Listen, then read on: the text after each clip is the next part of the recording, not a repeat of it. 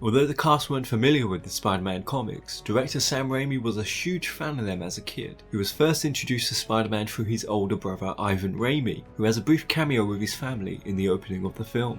And for his 12th birthday, his parents paid a local artist to draw a painting of Spider-Man, which he hung up on his bed.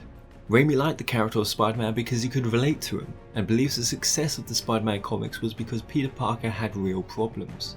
He also credits comic books for influencing his visual style as a filmmaker. Before Spider-Man, Raimi was no stranger to superhero films. He wrote and directed his own superhero creation, Darkman, in 1990, and was a producer for Time Cop, a film based on a comic of the same name.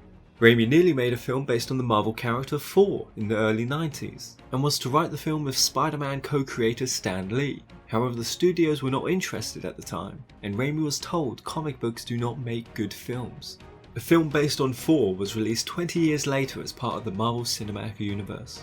Raimi also wanted to direct both Batman Forever and Batman and Robin, but was not chosen by the studio. When Raimi went to interview for the job of directing Spider-Man, he explained to the studio executives his love of the character, all the aspects he enjoyed from the comics, and how he identified with Peter Parker in his youth. His experience as a director and his interest in the comics landed him the directing job. Check out the full video on screen now, and support the main channel by subscribing.